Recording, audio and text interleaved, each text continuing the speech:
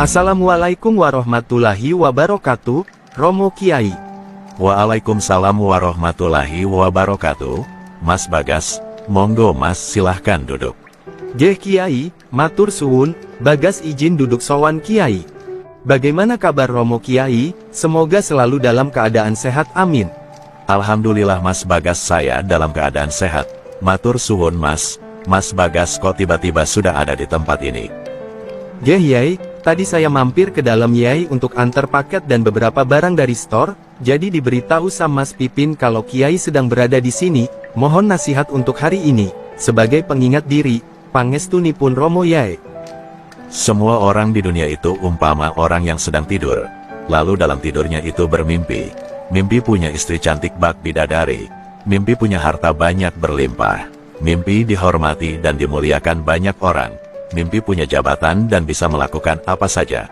Ketika orang itu dalam mimpinya adalah yang indah-indah, maka ketika dibangunkan tidak mau, malah menyalahkan yang membangunkan, karena hal-hal yang indah itu serasa nyata. Akhirnya banyak orang yang lebih memilih tenggelam dalam mimpi-mimpinya. Ketika mati, semua manusia itu baru bangun dari mimpinya selama ini. Mimpi yang dialami di dunia itu ternyata hanya fata morgana, gambar yang tak bisa disentuh tangan, bisa dilihat, tapi ketika disentuh tak terpegang. Istri yang cantik, disentuh, seperti menyentuh udara, dimuliakan, punya kekayaan, punya jabatan, semua tak bisa dipakai lagi. Jadi ketika orang itu mati, orang baru terbuka, bangun dari mimpi, di alam kenyataan, alam akhirat, semua yang di dunia ini sama sekali tak ada manfaatnya. Uang triliunan pun tak bisa dipegang walau selembar saja, rumah yang mewah juga tak bisa ditempati. Ketika orang masih di dunia ini, yang tidak tidur dan tidak bermimpi adalah orang yang sudah terbuka mata rohaninya.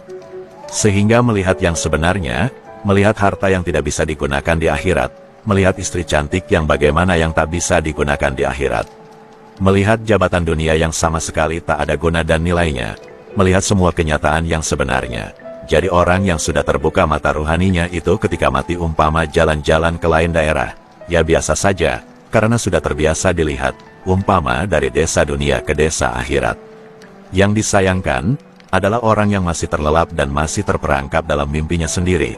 Dianggapnya alam mimpi itu alam nyata, ketika mati, ternyata yang dilakukan selama di dunia alam mimpi, yang selama ini dianggap benar, ternyata salah semua.